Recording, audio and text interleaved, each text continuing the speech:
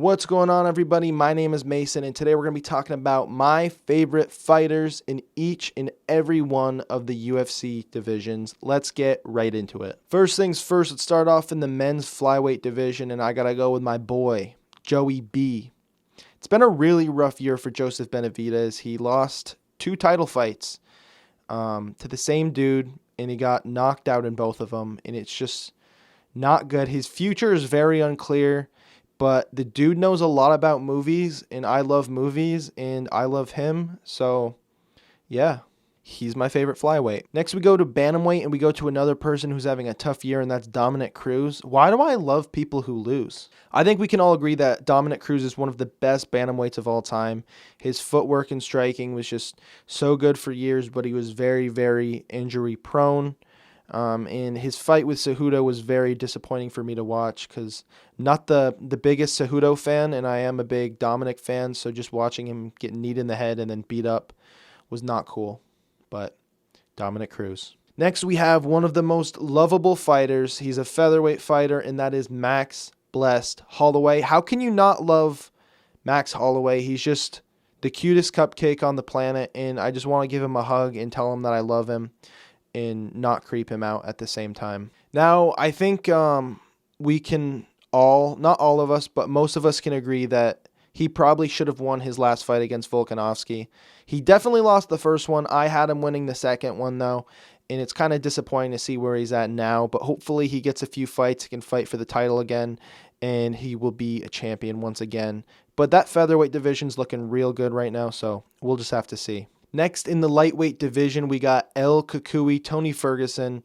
This dude's just been one of the most entertaining fighters in the UFC for a long time now.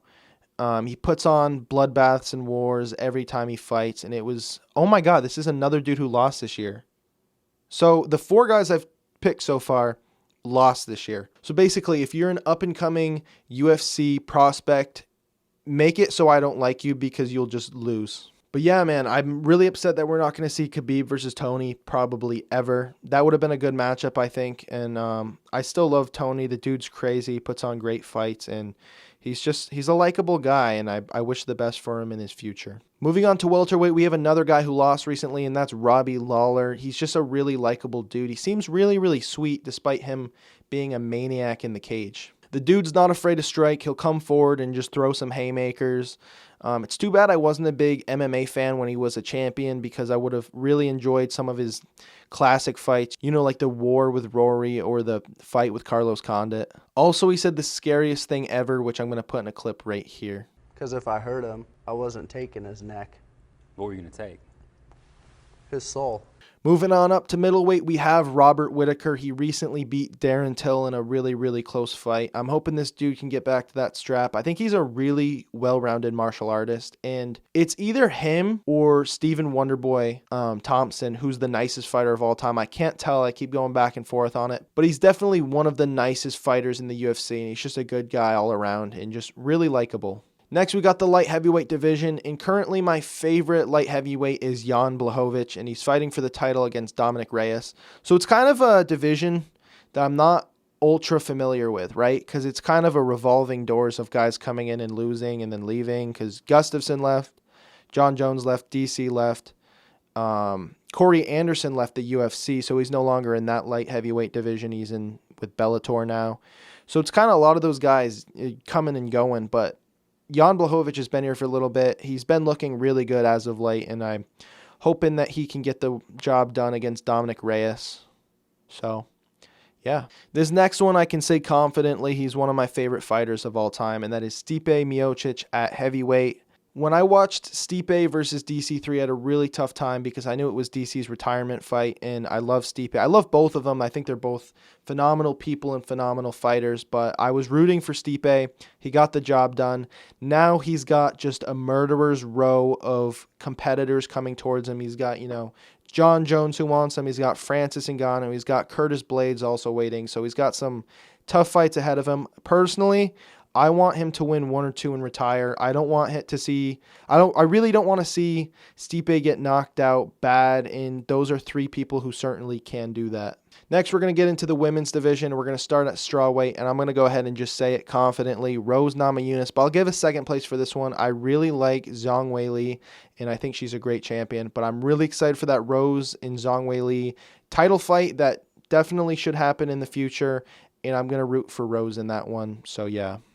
Rose is just a straight-up badass, and I love her. Her fights with Joanna were just absolutely crazy, and I'm really glad to see those outcomes because I like seeing trash talkers get humbled. It's one of my favorite things about MMA is anything can happen on any night, and if you talk a lot of shit, you got to be able to back it up, and if you don't, it's going to be very enjoyable for the opponent. I also think she's a super underrated fighter. Her striking is just so good, and you saw what she did recently against Jessica Andrade, and I think she has a place as a future champion. Once again, I think she can get it back, and my fingers are crossed for her. Next, we're moving up to the flyweight division, and I'm going to go with Valentina Shevchenko, the champ. She's kind of cleared out that division. She's a really, really good, well-rounded fighter. Probably the second best female fighter in the UFC behind Amanda Nunes. And even the fight she went against Nunes, she did really, really well. She's a great, well-rounded fighter, and I wish her the best on her career. She's fighting someone soon. I think it's Jennifer Maia, and it's almost one of those things where you can't choose against Shevchenko ever because she's just that good. Next, we got women's bantamweight, and I'm going to go with Holly Holm. She's the first person to really put a beat down on Ronda Rousey and kind of ended her reign as the women's GOAT of MMA. And she's just really good. She's got some pretty cool highlight reel knockouts. She has a really good head kick, and I was really disappointed to see her lose to Amanda, but I mean, who doesn't lose to Amanda? Speaking of Amanda Nunes, when we go up to the women's featherweight, I got to go ahead and choose Amanda Nunes as my favorite featherweight fighter. She's just, I mean, there's not really any other featherweight fighters I can choose because that division's just, I think that division's going away. But I do really, really like Amanda Nunes, and without a doubt, she is the best female fighter of all time. Possibly, definitely a top 5 fighter of all time, right? I think she gets put in the mix with John Jones and GSP and Demetrius Johnson and all those guys. I think she has a case to say that she is one of the best fighters of all time. All right, everybody. So those are my favorite fighters in each and every one of the UFC divisions. Tell me who your favorite fighters are in the comment section below, and be sure to like this video if you enjoyed, and I will see you all next time.